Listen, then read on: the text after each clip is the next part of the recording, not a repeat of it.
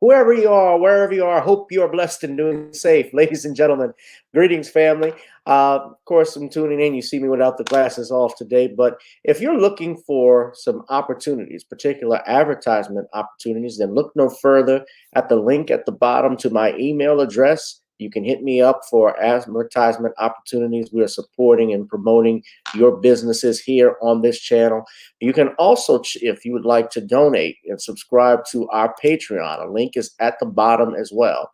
So you have multiple ways in which you can advertise with the platform by emailing me when we go on do our live stream. You also have access to premium content, those that want to see premium content that you will not find here on YouTube or Facebook or Twitter, as I am suspended probably by now. You guys can check out the Patreon at link at the bottom. But advertisement opportunities, definitely email me, gavin.grich1@gmail.com for rates. And for the Patreon, it is the same as the YouTube channel. It is channel gboot2786.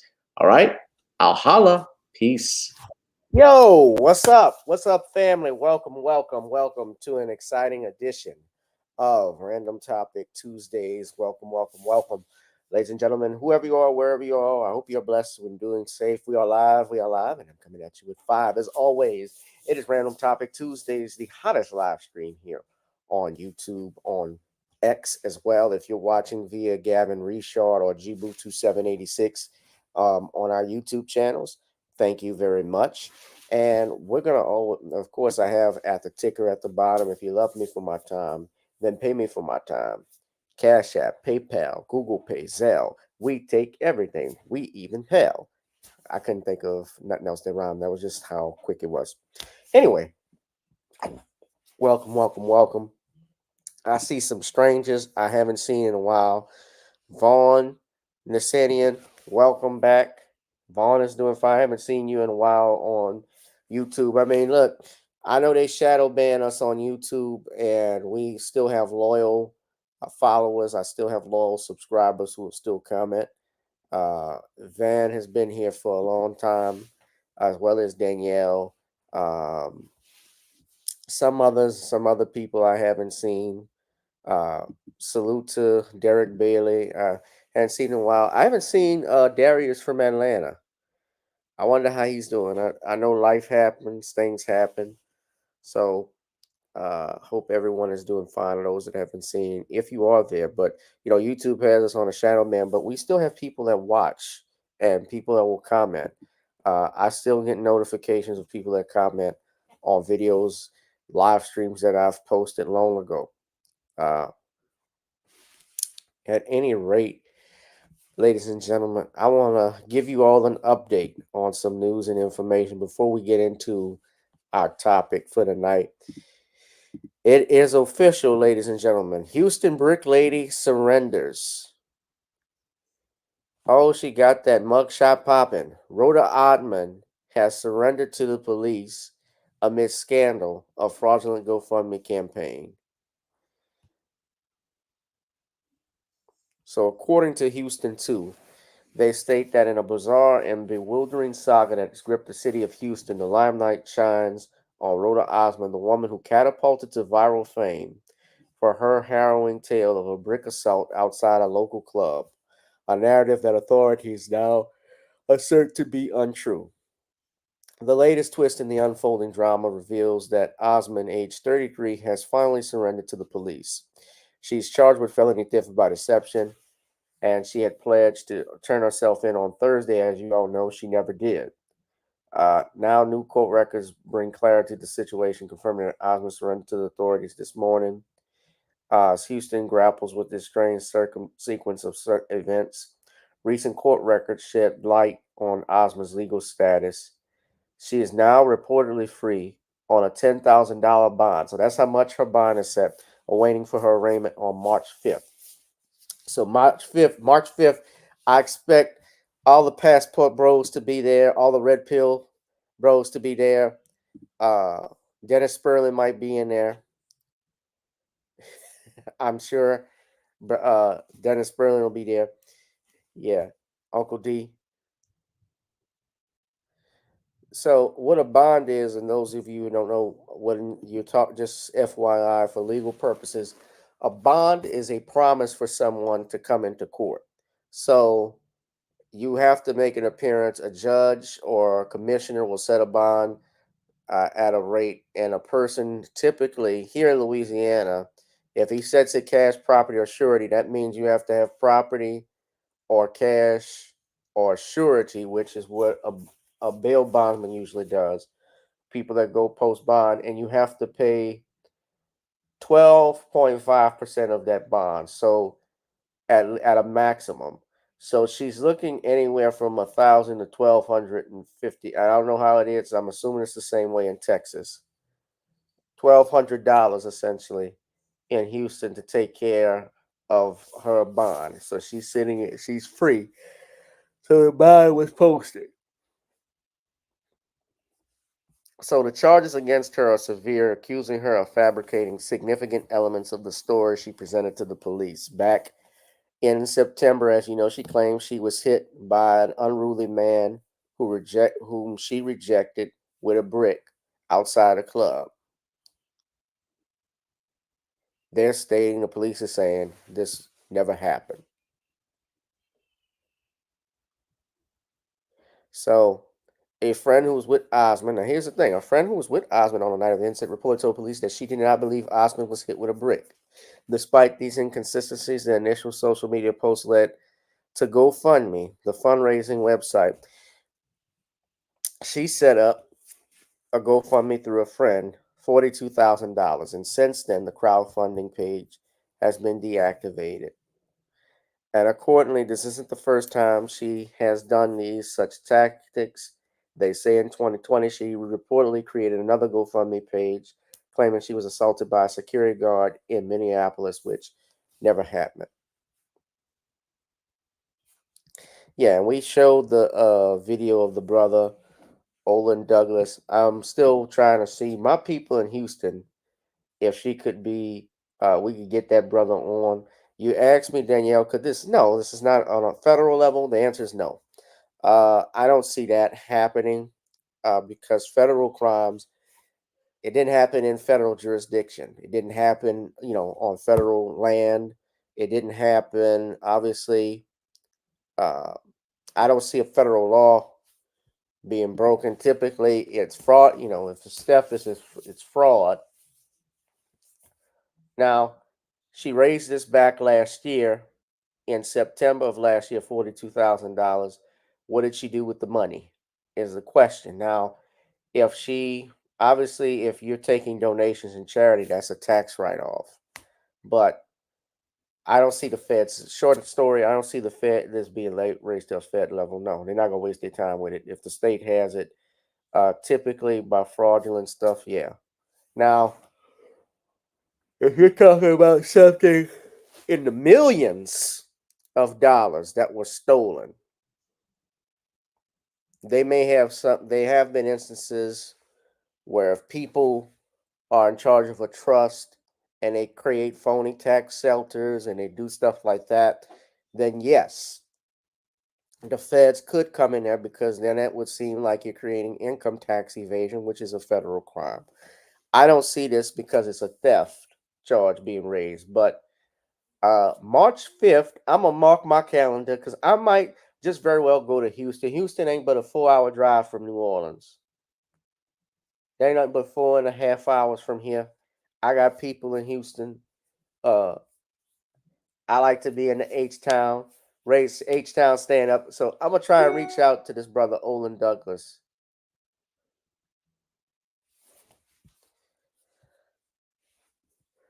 I know my y'all too. Man, I'm sorry. I'm yawning all over the place. Like I just woke up without the morning breath. But guys, I just had I had to mind, I've been in court for 4.5 hours. I was by myself, actually today, handling stuff, handling the docket. So I'm exhausted, to say the least. And as soon as I came home, I just laid on my bed and I fell asleep for like 2 hours. I needed a nap. But I said, no way I'm gonna miss it. I thought about canceling tonight's broadcast, but said, ain't no way I'm gonna miss this. So we're talking, of course, you see the thumbnail. I'm gonna try to get to all of that in a second, and a couple other topics. Speaking of women, that's our topic today, is dusty ass women. That should have been the topic. No offense, Danielle. Not talking about all women, so I want you to think that. But don't apply to you, shouldn't be offended. But we got to talk. There's just a lot that's happened in the cosmos of the internet, ladies and gentlemen. Now, other news update, this thing with Fani Willis that we have been talking about, and Donald Trump. Y'all do know the results just came out. Donald Trump just won New Hampshire. Of course, it was between him and Nikki Haley. Do y'all know, as soon as the polls closed, with only 17% of votes in, they projected Donald Trump to be the winner. Nikki Haley, who doesn't believe that America is not a racist country, is the only one left in the race, and her ass better back out. So Trump won with only 17% call in. So this is what NBC News. Donald Trump has gotten closer tonight to planning to stay in the race. Do y'all know that? She's planning to stay in the race. He won, so 55% with 33% in. She still wants to run. And she done got Judge Judy from out of her wheelchair to campaign for her. I'm not voting because she's young. I'm not voting for her ass. And Judge Judy has as much credibility as Judge Wapner right now. None. Judge Wapner is dead. to sort of drop out of this race. We've already seen Ronna McDaniel come out with some strong language. I'm trying to see if NBC is going to lose their head. Tonight. What else do you think we should? Yes, I won. So Trump is going to give his victory speech in a second. You know, I won, and that's terrific. Had Nikki Haley won, you know, that was going to be bad. But I won, so it's terrific. If she wants to stay in the race, that's her problem. Obviously, she doesn't know how to run a campaign because mine was terrific. Terrific. Hers is bad. Just bad. Now, yeah, so Trump won. So she spoke. I wonder what this had to say. Hold on. Let's just see right quick. Thank you, New Hampshire, for the love, the kindness, the support, and a great night here tonight. Thank you so much. I want to first say thank you to my husband, who I know is watching right now. I love you. I want to thank my kids who are here, Rita and Nayland and Josh, who have really kind of stepped up and just given me the support I need. You know, you really pull on your family when something like this happens, and I am incredibly blessed by their support. I have my parents at home, and I will always say that the way they raised me, to know that we lived in the best country in the world, but to also know that the best way you appreciate your blessings is to give back. Thank you, Mom and Dad. I love you so much.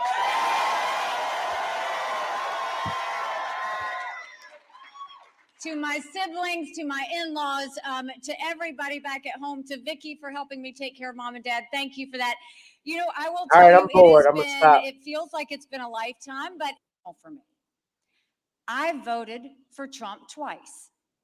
I was proud to serve America in his cabinet. I agree with many of his policies.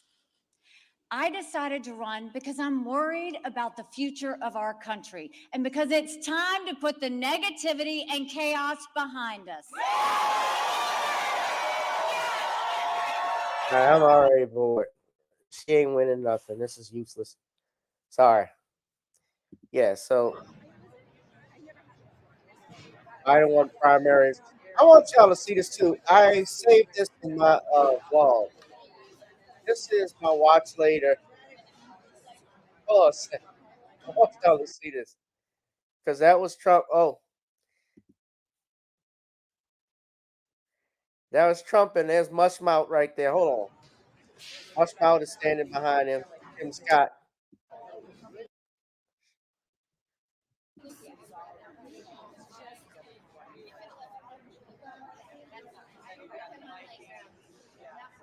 Hated the Fab of the Alberta.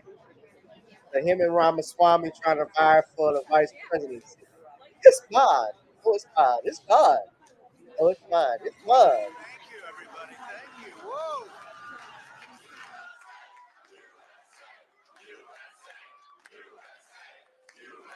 That's right.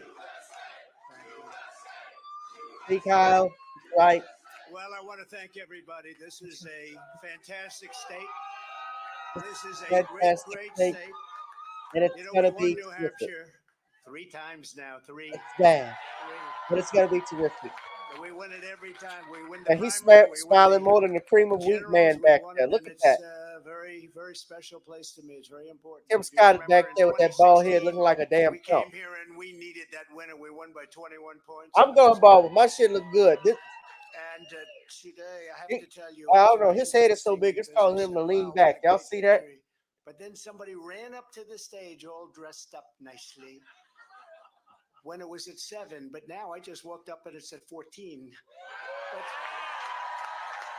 she ran up when it was 7. And, we have to do what's good.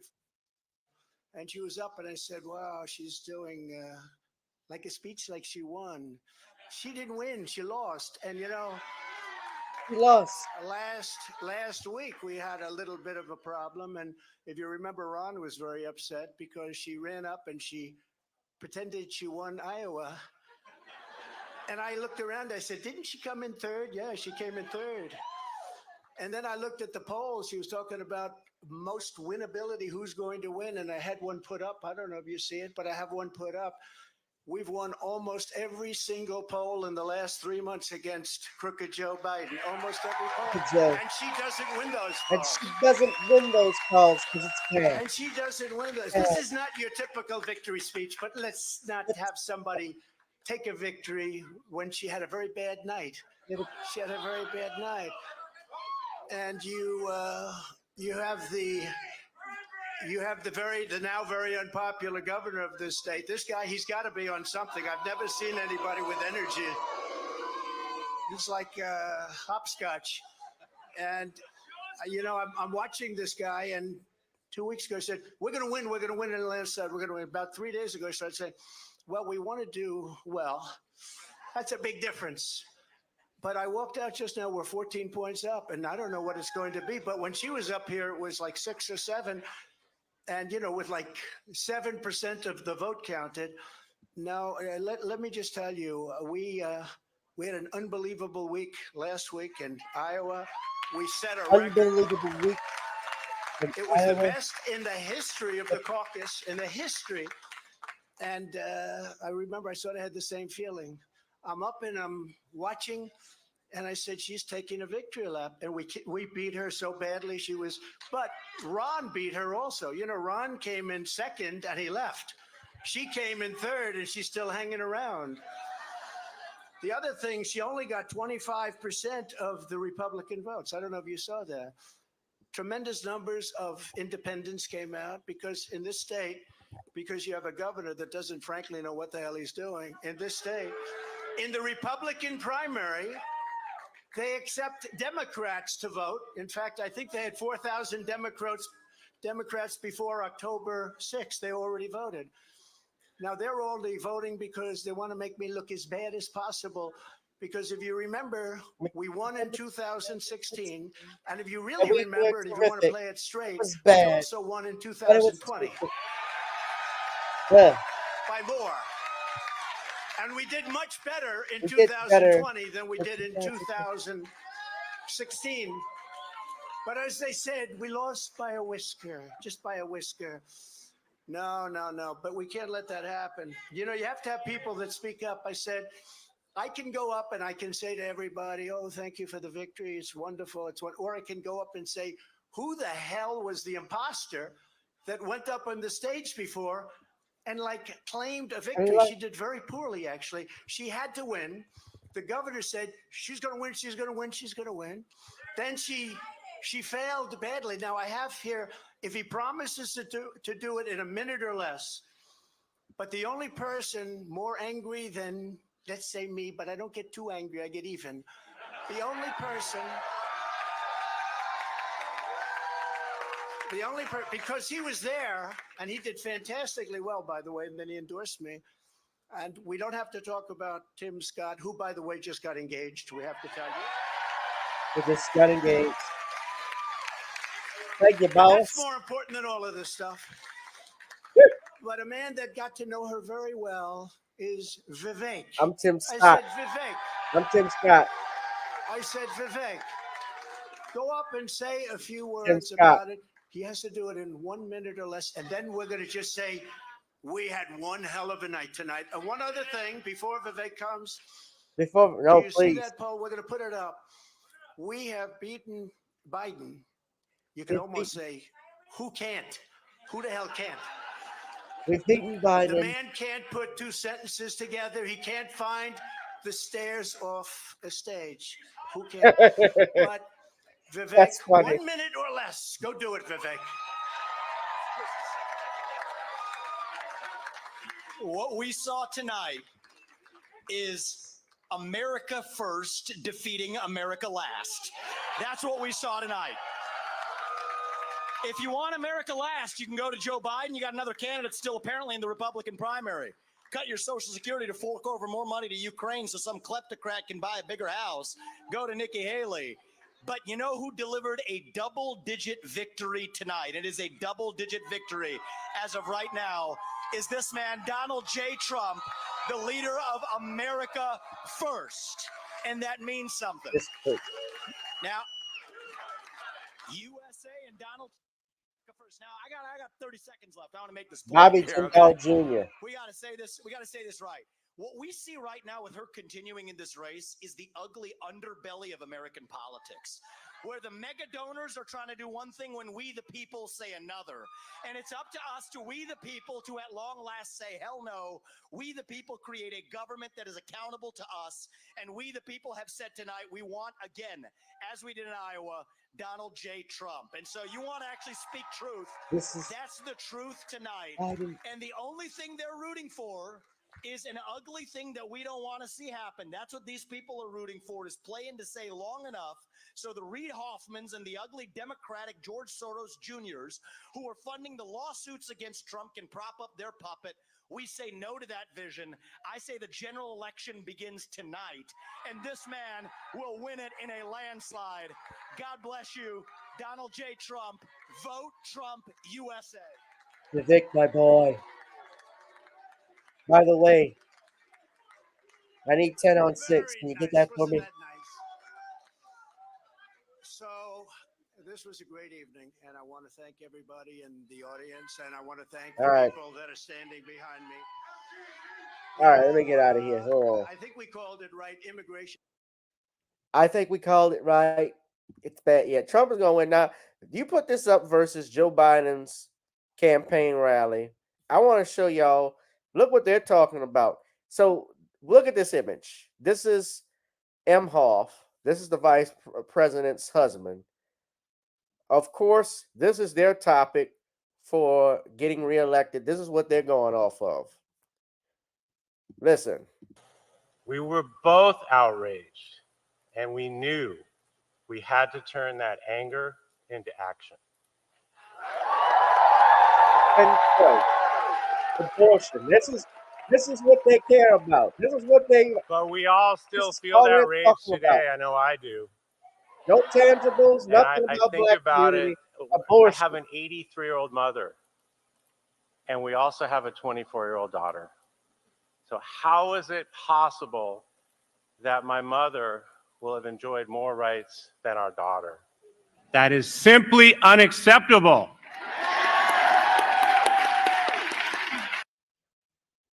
You forget your mother had to have you, and then you had to have your daughter. If your mom had aborted you, you wouldn't be there. But this is what Biden, this is what their campaign on. This is their campaign. Carriages and toilets because they were refused care. I have met women who went to the emergency room and who were turned away because doctors were afraid they would be thrown in jail for providing care. Just yesterday, I was in Wisconsin for the first stop of my National Fight for Reproductive Freedoms tour.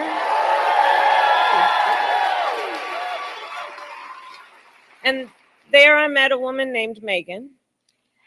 Because of a law that Wisconsin passed in, get this, 1849, that extremists then used in current day to stop abortion, Megan had to go to Minnesota to leave the state she calls home to receive the care that saved her life. Across our nation, women are suffering. And let us be very clear about who is responsible. Former President Trump handpicked 3 Supreme Court justices because he intended for them to overturn Roe. He intended. This is all she damn near cares about. That lady in the back looks like LaToya Cantrell. It's not her. Is the architect of this healthcare crisis. And he is not done. And he is not done. And the extremists are not done. In the United States Congress, extremists are trying to pass a national abortion ban to outlaw abortion. To outlaw abortion in every Nothing state. about health care, nothing but about. But what they need to know is that we will not allow it. No anti-policing. The American people will not allow it. Bill is named after him. Oh, yeah, look at 3 Biden. days in a near-death crash into septic shock before my doctor could finally provide the health care I desperately needed.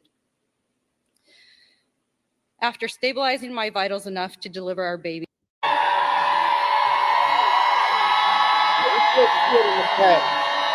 There's a big sign that says poor woke.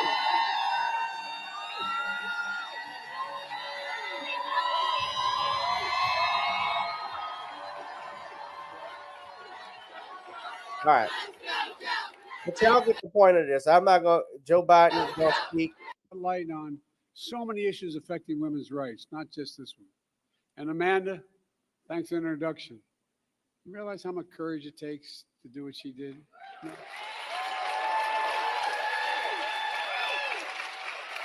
We give so many young women hope. Jill and I had a chance to sit down.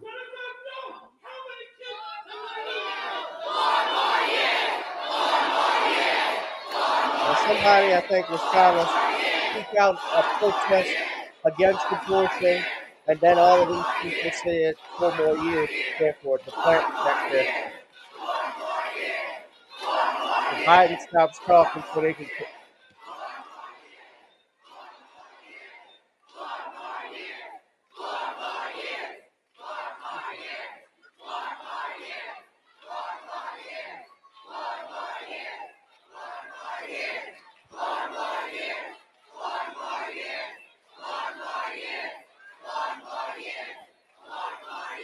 All right, I've had enough. We gotta get back on topic, but y'all get what's going on. Of course, Biden thought they were saying 4 more beers.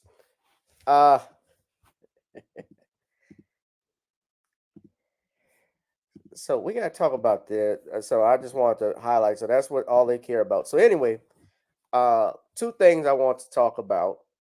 Of course, as you know, I've been talking about this for the last couple of days. As you know, Fani Willis, that situation with her in Georgia, a judge ruled that the divorce records of Nathan Wade, who was the special prosecutor in the election interference scandal against Donald Trump and several of co-defendants, he's agreed that to unseal these records. Now, what that means, now as I stated before, I've never heard of, there you go, Danielle, speaking as a black woman that I am, most black women are not speaking on abortion rights. No, because they're not going to kill their babies. No, but that's for white women. That's a priority thing for white women and people that want to have, that don't know how to practice family planning. People who don't know how to keep it in their pants. But what happened anyway is that a judge has ruled that the records from the divorce proceeding, this happened on Monday, there was a hearing, and a judge by the name of Judge Henry Thompson decided the case should be available to the public and heard arguments as to whether or not Fani Willis should sit for a deposition. So what happened, as you all know, Michael Roman, through his attorneys, claimed that there was an improper relationship between Fani Willis, who was prosecuting his case, and the special prosecutor. Fani Willis is the district attorney of Fulton County. And so what they are stating is that there is some type of romantic relationship between Nathan Wade and Fani Willis. Nathan Wade, of course, has filed for divorce against his wife of nearly 25, or should say 26 years. Jocelyn Wade also states that he has deliberately, Jocelyn is his ex-wife, he has hid his true earnings, totaling almost $700,000 for his work as a special prosecutor, from her in an attempt to avoid having to pay his fair share, alimony, in the divorce. Now, the details from this are coming from the New York Post. So on January 8th, their alleged romantic relationship between Wade and Willis was exposed in a filing by the defendant, Michael Roman. He claimed that there was an improper relationship, presented a professional conflict of interest, and amounted to a misuse of county funds, and asked for them to both be dismissed. Now, he has provided no proof of these filings. However, he cited Wade's divorce file as a source of the proof. Wade had initially filed for a divorce a day after he was appointed special prosecutor, then immediately asked for the documents to be sealed, hinting they contained information he did not want the public to see. Of course, a divorce proceeding, any divorce lawyer will tell you, it's very rare for a divorce proceeding to be hidden from the public, to be sealed. You seal things from the public so that you don't want that to be seen. Anything dealing with juveniles is automatically sealed from the public. Anything like dealing with Social Security information, records you might have filed, yeah, you don't want that exposed to the public. Something like this should not have been exposed to the public. Something like this doesn't seem correct. So a judge held off in his ruling. The judge basically stated that the records would be unsealed. However, he did not rule that Fani Willis would have to sit for a deposition. So just to clarify, and I watched the proceedings, it was like 24 minutes. The ruling, and I'm going to play the video here, courtesy of The Hill. They're going to say, is the corruption exposed? So just watch this. So, of course, The Hill tends to be, and I will say, is more conservative. New updates in the a panel investigating DA Fani Willis on this, because basically the main issue, though, if this is her lover, I mean, who people have sex with is their business, but the problem, I guess, arises if monies, which is public fund, which is money from the public, money from the people, because you're a government job and your monies are going to your alleged boyfriend who you hired and you're going on lavish vacations with. That seems to be problematic. And it could arise to a conflict of interest. It is not going to get the case thrown out, but what it does is it's going to cast doubt as to what it would probably do is cast doubt in the case. First off, if there is a strong case for voter, election interference or fraud of some sorts, and whether this was done not based off facts and evidence, but was it politically motivated?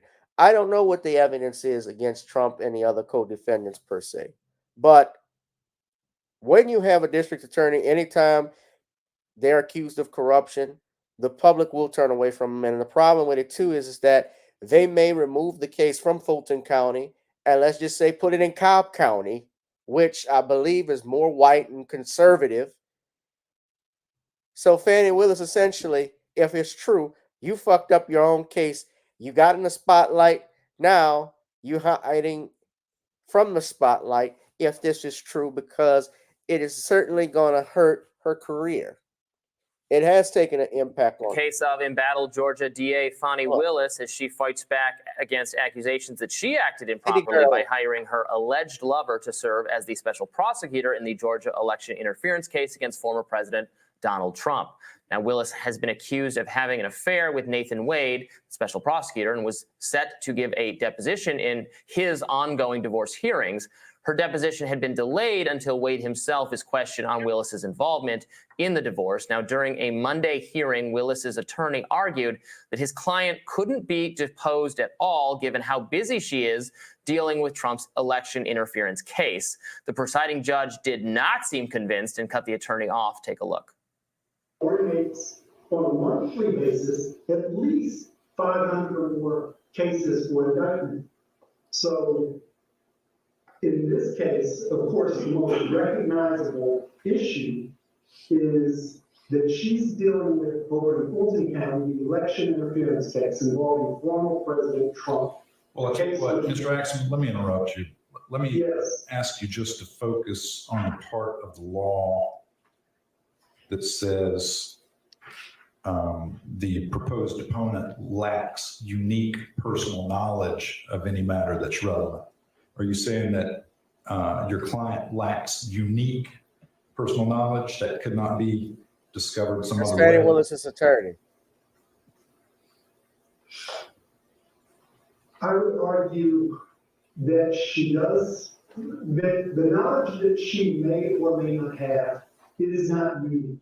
Oh, y'all saw how he answered that? But some are arguing this is all just a distraction. Wait, and that go while back. the allegation against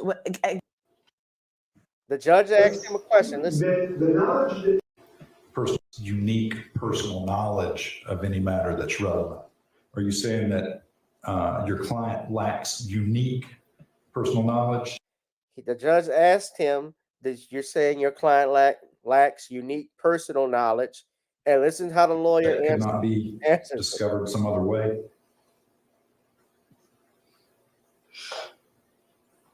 I would argue that she does. You see how he pauses and then he's trying to answer. Now watch carefully. Knowledge that she may or may not have. Knowledge she may or may not have. So it's not a denial, but it's not a confirmation either. It is not. But some are arguing this is all just a distraction, and that while the allegations against Willis are indeed bad, they don't change the merits of the case against Trump.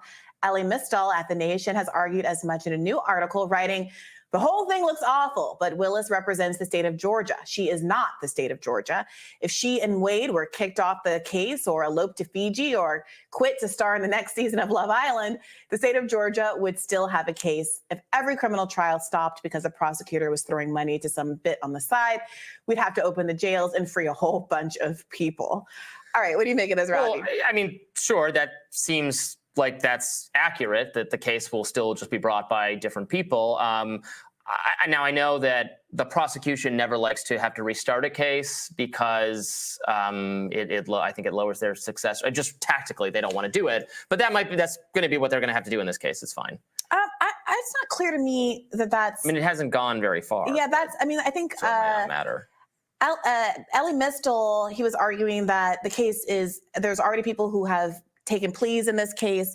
It's not something it's not going to get started all over again. We're in midstream. So the implication of what he's written here, and he's a much more knowledgeable lawyer and legal journalist than I am, seems to be that they would just be on the outs and they would be replaced, which has no real implications for Trump's prosecution, other than, maybe some delays, people getting up to speed, et cetera. But given some of the allegations are that Wade doesn't have any special insider knowledge here, it might actually be an improvement for the management of this case. Yeah. And Ellie's argument here is that Fani is bad and there's no defending her. He makes that very clear up top. But that Trump's team has also sort of overplayed their hand in trying to say, well, you got to basically drop out the charges against me because there was this misconduct. Yeah, there were more details in Axios about the actual dollar figures involved here. So he was hired for $650,000 so far. $250 an hour is what he's being paid. And again, then the corruption part of it is that they're alleged to be together, and they took trips together, and he paid for her trips. So it's a kind of kickback if for her to hire him, and then receive some of that money back in terms of the vacations they were taking together. Looks real bad, and they're not, and no one at this point is really denying that they were in fact involved in taking these trips. Yeah, so that's pretty confirmed now. Yeah, Ellie points out that although she's denied impropriety, she has assiduously avoided denying the underlying claim that she's in a relationship with Wade. So basically her lawyer was saying there, she can't be bothered with this. She's saving the world from Donald Trump, and the judge was like, that's not gonna work here. Yeah, I actually really appreciated the even-handedness of this Nation piece from Ellie, because he's very upfront with his feelings. Like, I would love to be able to defend her, but I just can't. There's just no defending her. And he says that just because it looks like a bad faith hit job, he points out that the person who dug this up was the political operative. For for who's on Trump. trial, who's one of the Oh, I didn't realize yes, that. no, he's fighting for his own life. Sure, but just because it looks like a bad faith hit job doesn't mean it can be ignored. Because and he acknowledges this. If true, the relationship looks a lot like a kickback scheme. There's no law against hiring your lover, though there probably should be. But there absolutely are laws against public graft. And he points to the accusation that they go on trips together, that he's paying for those trips with salary that he's gotten from the job that he wouldn't have had without his lover, and that is what it is, and that we shouldn't try to sweep that aspect of it under the rug. Remember she was with the church last week or something, saying that this is what they're trying to do to black women out here. Right. I should point out that Ellie Mistel is a black man, and there's nobody, I think, no matter what your politics are, that should be, or what your race is, that should be defending this. But that doesn't, you don't have to, because it really doesn't go to the question of whether or not the criminal case against Trump should go forward. Yeah, that's fine. I guess we'll proceed. We'll stop right there, though. But yeah, I think the case against Trump is going to get moved to, and what's going to happen is both of them will probably end up stepping down from the case. She likely will lose her job as district attorney. Certainly, I don't see her getting reelected. And on top of that, I think what would happen is that the case is going to move to either Cobb County, some other redneck area, and they're going to acquit. I honestly believe there's probably going to be an acquittal. Donald Trump is going to get reelected, man. I don't see that changing. But so the records have been unsealed. Now, the final thing I wanted to talk about tonight, the main thing we got to get into is something I saw earlier today. In the last couple of days, she's been making her rounds on social media and in the press, talking about how she felt trapped. And I'm talking about Crystal Hefner goes in on her late husband, Hugh Hefner. Now, Hugh Hefner, it's been about, I think, 5 years since Hugh Hefner died. Hugh Hefner, of course, was the founder of Playboy Magazine, a multimillionaire who died back in I believe it was 2019. Now, everybody knows just about, unless you've been living under a rock, who Hugh Hefner was and what Playboy stood for. Playboy obviously has been around for over, I want to say, the mid-50s. Hugh Hefner was a proponent of pornography, reproductive rights, sex lib, free love. They were all into all of that. And it was no secret that even though he was married, he enjoyed the pleasure of multiple women, sometimes 20, 30, 40, 50 years younger than him. Even while he was married, he had live-in girlfriends. He had a TV show, for goodness sakes. He was called a pop culture icon by VH1. One of the greatest pop culture icons of all time. 200 greatest pop culture icons back in 2003. So I'm going to play this. This is courtesy of Inside Edition. This witch is Crystal Hefner, 37 years old. She was his widow. So she died. So when Hugh Hefner died, she basically, I don't know if she inherited everything, but she was his widow. And now they were married, it looks like, for 5 years. So he died in 2017. So I'm sorry. So he checked out right when Me Too was getting started. He checked out at the right time. She says she felt trapped in her marriage to Hugh Hefner. Now, she spoke with Inside Edition. She's been promoting this book. She's been promoting this book. And the book, basically, she talks about how being trapped in the Playboy Mansion was like being trapped in a Squalid Prison. She said this. So, courtesy of Inside Edition, fair use, by the way, I'm going to play. I still wouldn't take, yeah, she and I are the same age. I'm 37. So Hugh Hefner's widow comes forward with bombshell stories about what life was really like inside the storied Playboy Mansion. And big surprise, she says it was neither sexy nor glamorous. I just knew it was time to just tell the truth because the promise was killing me. Crystal Hefner says she made a promise to the 91-year-old Hefner before he died that she would only say good things. But today, she is acknowledging she suffered from years of emotional abuse. That money It was ingrained in because the money ran low. The money goes low, the crying will show. Or the money goes low, here comes the crying show. That's better. Me to look a certain way, behave a certain way. I had to just like what he liked and go along with whatever he wanted. And that included bleaching her brown hair to the point it actually burned her scalp. Why did you do that? He would like point it out, like, oh, make a cringe face. She says the emotional abuse included his demands in the bedroom. Sex was expected of me. It was all about what Hef wanted, and you just conformed to whatever he wanted. It was. You conform to what he wanted. Now, I'm not gonna lie. If I had to have sex with a 90-year-old, if I had to have sex with a 90-year-old every day, I'd probably be sick to my stomach. At that, if I'm with a 90-year-old, somebody please come get me out of there.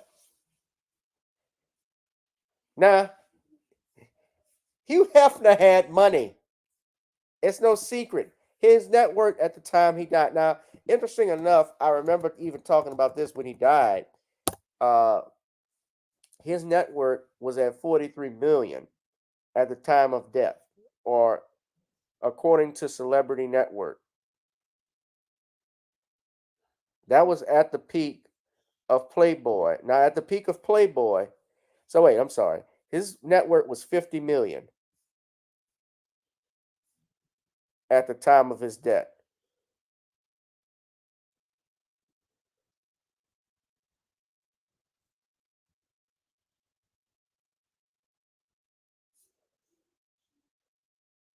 Before that, especially in the mid-90s, Hefner's net worth was $200 million. So at the time of his death, he only owned 35% of the Playboy brand and 100% of what was left of the print magazine. But, you know, print magazines are dead now. Everything is going digital. So Playboy's stock had fell. The company was taken private in 2011 by Hefner and a private equity firm called Icon Acquisitions Holding. Another private equity firm called Risby Transverse bought out Icon.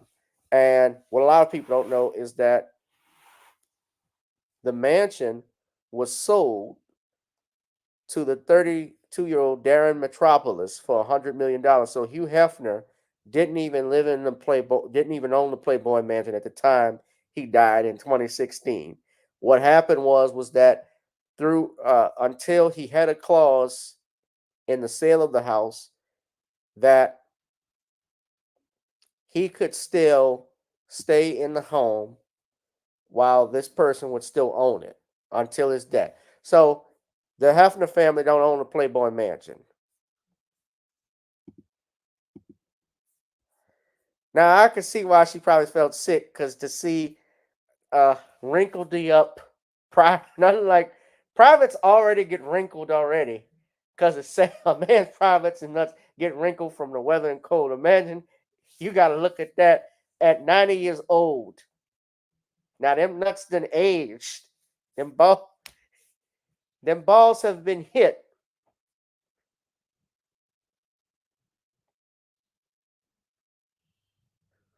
Them balls are dragging to your ankle. Those balls are down to his ankles. That's why Hefner wore a robe all the time. It was comfortable. You know, you're not comfortable in jeans and stuff. He never did that. He started wearing his robe and pajamas out in public. Them nuts was down past his knees. Them nuts is old. Nothing like say So she had these sagging. So if he's demanding sex, yeah, she probably had to have a brown bag next to her trash can. Going 69 on a 90-year-old. 69 on a 91-year-old. That was more like a 37 for her. I mean, damn. That was nasty. She couldn't mess him up. She couldn't go to full plateau because she probably would give the man a heart attack. That's what killed Hefner. She said it wasn't a natural death. She fucked him to death. Let's just call it what it is. It was them balls.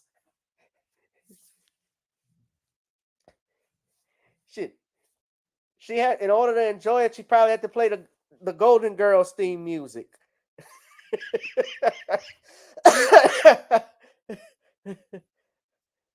Thank you for being a friend. Robotic. It was awkward. In her new book, Only Say Good Things, she writes about having regular group sex. Did you recruit other women to go to Hef's bedroom? Lots of women would want to come up and sleep with Hef. She says she began to dread their sex life. I would be sitting with him in movie. Of course. Listen. I would be sitting with him in movie night and he'd pull out a little tissue that has his little Viagra pill and he'd take it. Like, oh, okay, I guess it's on today. And I'm going to have to do this. Crystal first met Hefner at a Halloween party in Someone 2000. said Hefner like big band music during sex. Yeah, what? Sing, sing, sing. Hit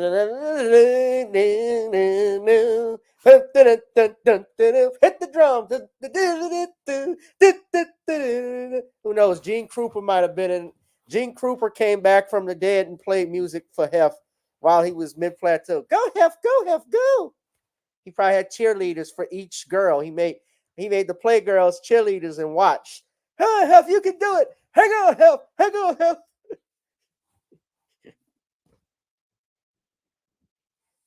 Hang on, come on, you got it. No, Hefner. No, he had 60s music.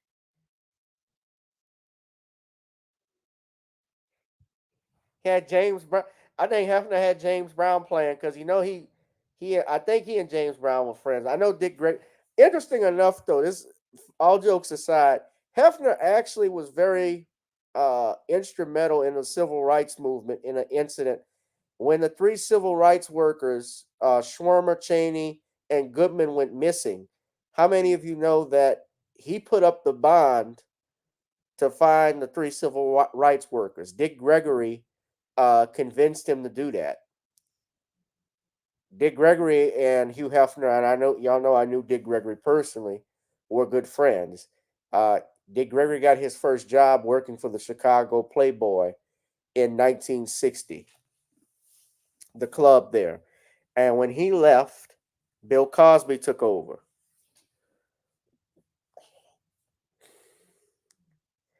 Yeah, Bill Cosby was in the Playboy Mansion with Hugh Hefner. I would like to talk to you about being spread eagle in the Playboy Mansion because you see, I got this pudding bop and it's going to go. Hefner, him and Hef were tag teaming him. If I would like to go last because I'm black and I got the most energy, and I like these blondes, and the blondes just say are always stupid. Y'all know I love Doc, but y'all know I can even go in and crack jokes. I mean, look, this public, Andrew even came on my show and said, Bill, he came on my show. I think he was on even Nicole show. He never denied having affairs. He used to, he even said Camille had to pick him up from the Playboy Mansion once. So I'm sure Camille was upset. I know Bill's blind and he doesn't remember that woman, Andrea Constant, but she was pissed off. Like, you could have at least got a pretty bitch. You got this ugly man looking thing. You fucking up our bag and shit, man.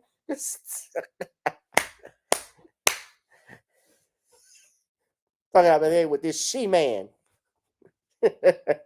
That's all right. I love you, Doc. I think they railroaded you. But let's continue. Let's continue. Now, y'all look at this picture. Does this look like a woman that's smiling? Is this a case of I'm smiling on the outside but hurt on the inside? Or can I get more of this money? Nate at the mansion. She was 21 and came dressed as a sexy French maid. He was an 82-year-old American legend. All of a sudden, Hefner's gaze fell on me and he invited me in. And then I was inside the enclosure and it was surreal. And wait, let's go I back. did feel gaze fell on me. As a sexy. She's wearing a French maid outfit. This is when they first met. She's on his lap taking a picture. To do this. Crystal first met Hefner at a Halloween party in 2008 at the mansion. She was 21 and came dressed as a sexy. So she was 21 years old. I'm not gonna lie, she's a beautiful woman. She's sitting on Hugh Hefner's lap at 82 years old. Now, he had a show called The Girls Next Door with all of these women. Yeah, Beavis, kind of like Beavis from Buddy. Cool. You're being nice. I thought she looked like Howard Stern's baby. Howard Stern and Carrot Top's baby. Robin, shut up. Oh, I'm sorry. I keep getting alerts. They fired the Milwaukee Bucks coach with a winning record. I don't know what happened with that, but they got Doc Rivers. So now the Milwaukee Bucks, they're gonna lose they're definitely gonna lose the finals. They're not going past the first round. And guess what? It's not on Blake. It's not Blake's fault. It's everybody's fault. It's not just Blake. Doc, you know that Blake doesn't play. I don't care. It's still, so it's obviously not his fault. Doc, you know Blake doesn't play for the Milwaukee Bucks. Well, that means it's not his fault. The French maid. He was an 82-year-old American legend. All of a sudden, Hefner's gaze fell on me and he invited me in. And then I was inside the enclosure and it was surreal. And until you saw them old nuts.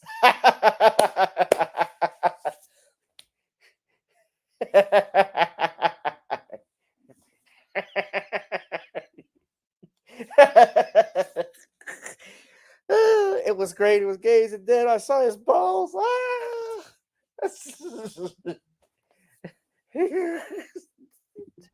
I did feel really special. She says she hoped the Playboy Mansion would offer a fresh start. I'm just looking at that picture.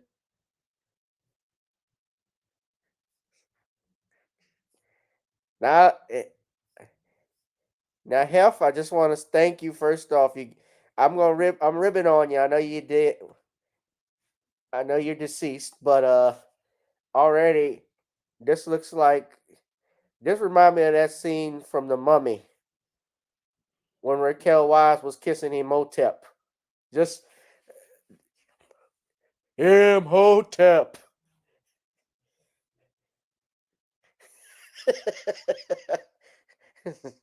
It's the damn crypt keeper. Ugh. Danielle has the right emotion. Now she's kissing it. So they got married. A fresh start after a difficult childhood. When I was young, I didn't really have a stable home. And so maybe part of that was thinking, wow, this is a place I could really belong. But she says the next decade that she spent at the mansion was filled with very dark days. Were you free to leave the mansion? No. Were you in love with Hef? No. Now, I wasn't you married the man, but you weren't in love with him. So that tells you everything about this. From look at this woman, this is a textbook gold digger. I was within a relationship with a 82-year-old man I met from 2008. You saw, I know she saw all the girls that were there. You married him and you stayed. That's the title of our show tonight, But You Stayed. And I noticed, ladies and gentlemen, when Hugh Hefner died in 2017, they waited until we're in 2024 now. They have waited roughly, I want to say 4 or 5 years after his death to start throwing shade on Hugh Hefner. Meanwhile, at around the same time, remember, this all started because of Bill Cosby, this Me Too thing. And so Hefner and other white men, while they made names, people may have dropped names on them and stuff like that, they were never disciplined. And in fact, or I want to say they never had to endure what a lot of the black actors and celebrities who got accused, the male black actors like Dr. Cosby, like Morgan Freeman, Cuba Gooding Jr., Michael Jackson, Kobe Bryant, I can go on, had to go through. They waited until Hugh Hefner died to start talking about this. In fact, The Secrets of the Playboy Mansion that came out, I think, in 2022. And remember, back in 10 years to the day that he died, they threw shade at Don Cornelius, accusing him of raping a playmate. Don Cornelius couldn't even defend himself.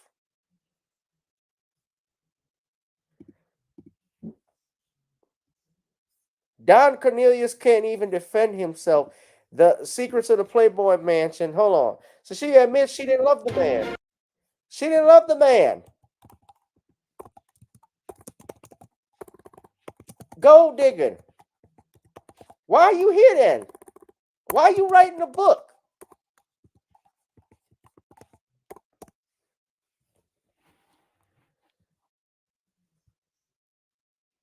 The documentary came out in 2022. They did this on, poor Don Cornelius. His son, Tony.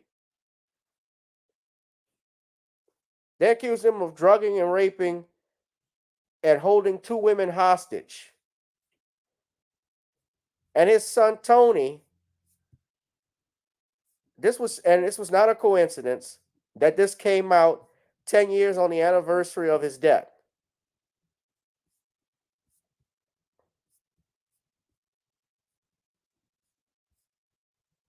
And it was done, and a woman who accused him was none other than P.J. Maston. P.J. Maston, if you read my book, that's why it's important to go get the book when I bring this stuff up, so you're familiar with this, ladies and gentlemen. P.J. Maston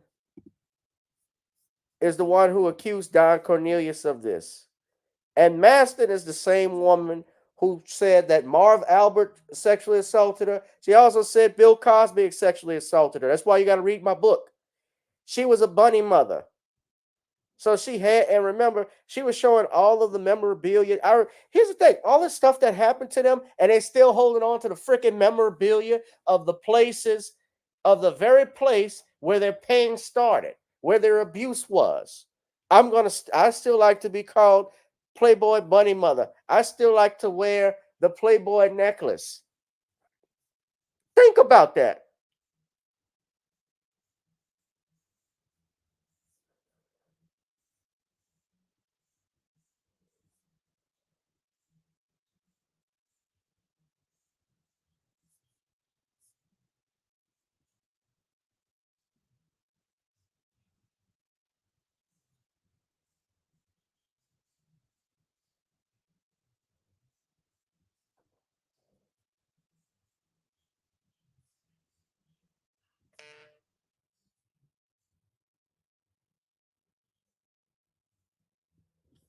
Yeah, his son Tony was right. His son Tony vehemently denied it. Said it's not true. Has no basis.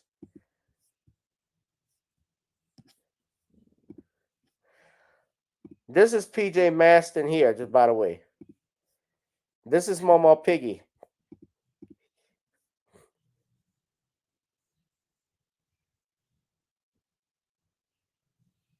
Now, they don't name the person, and I wasn't there. But the man can't defend himself.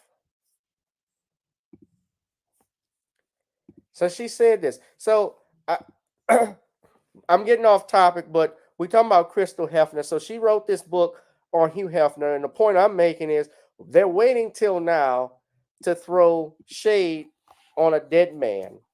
And really, in truthfulness, Playboy Mansion, by the way, their sales have suffered. Did you know that they had a transgender a couple of years ago on the cover of Playboy magazine? The first time, I think it wasn't a trans. It was actually it's still a man, but it was actually a man, a flat out real man. They had on the cover of Playboy. And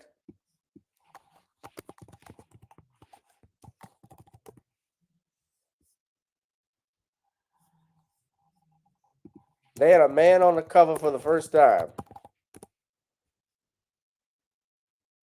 A first gay male they put on the cover. And there was outrage. I think people clapped back over it.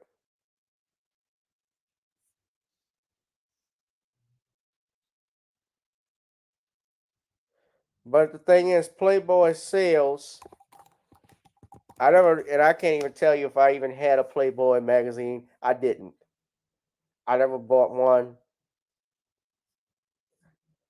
Pops might look at the sales from 1960 to 2018. So Playboy at its height was in the 70s to early 80s. It's gone down since 2018. So nobody's watching this shit. This is courtesy of Statista. Nobody's watching this. So the money is low. Now I'm wondering what Hugh Hefner's kids are they going to come to. That's another thing. Hugh Hefner's kids have never come out, to my knowledge. His 4 kids defending their father.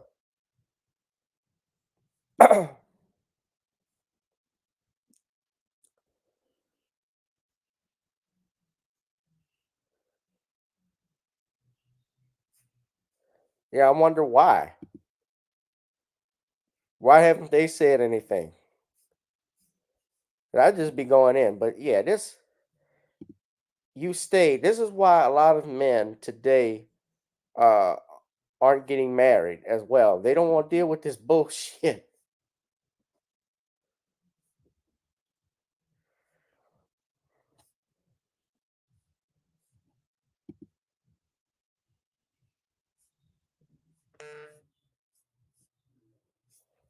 Don't want to deal with this. I ain't saying she a gold digger.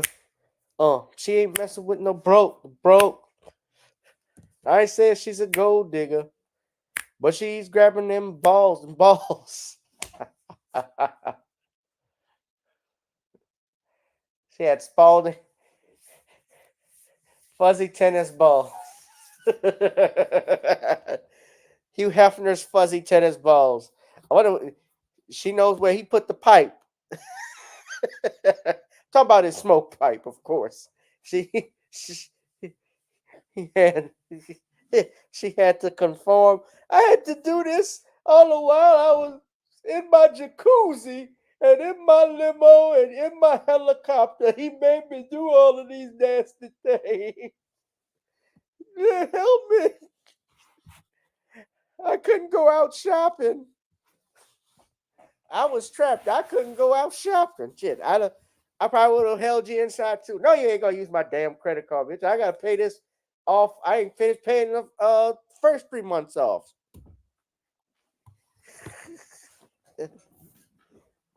Can't go out shopping. Shit, you gonna run my shit up? Yeah, I lost money. My publication going down. Stay here and watch Judge Judy and Matlock.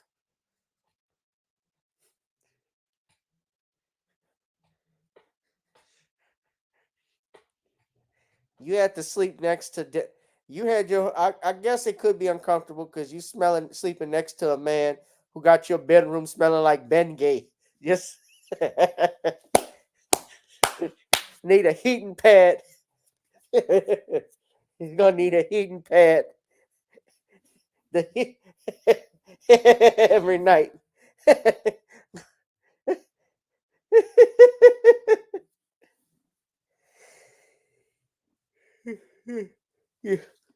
You have a baby, you got insure for him and your son. She has insure for him and the baby.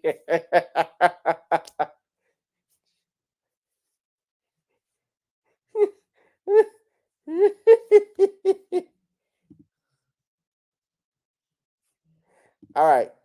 If you like me for my time, pay me for my time. Cash App, PayPal, Venmo. I just put on a whole comedy show for y'all. So yeah, drop something off in the Cash App, ladies and gentlemen, if you could. As you know, YouTube has not monetized our channel. Also, if you would like to, you can buy a copy of my book, The Commonwealth of Pennsylvania versus William H. Cosby Jr. That's available on Kindle. That is the best place actually to get the book, only place to get the book now. And also, it is the authority on the actual trial, the only authority on what happened to a great Black American, one of the most, if not the most successful stand-up comedians of all time, Mr. Bill Cosby. So anyway, Dr. Bill Cosby, let me say that.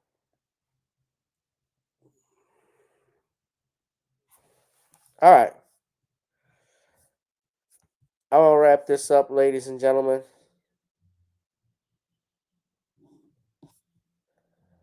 I got some videos I'm going to watch. I'm actually, when I get a break, I got to cut and do some more videos. We might even get back into the podcast game, make some money. Oh, wait. Somebody's got an actual video. Oh, I got to say this too. Rest in peace to Dexter King. Dexter King, the youngest son of Dr. Martin Luther King Jr., passed away on Monday from pancreatic cancer, according to reports. So Bernice and her brother Martin III, who's the oldest boy, Bernice is the youngest child, is still alive. So my condolences to the King family on that. May you rest in peace. So somebody said, Mess with the women in America. Don't mess with the women in America unless you want to get the benefit. Don't mess with the women in America unless you want to get the benefit. I think he lost his Don't mess with the women in America unless you want to get the benefit. All right, y'all. We're going to wrap this up.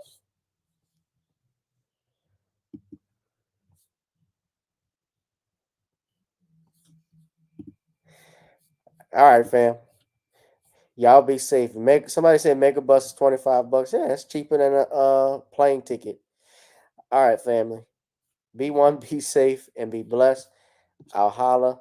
Peace.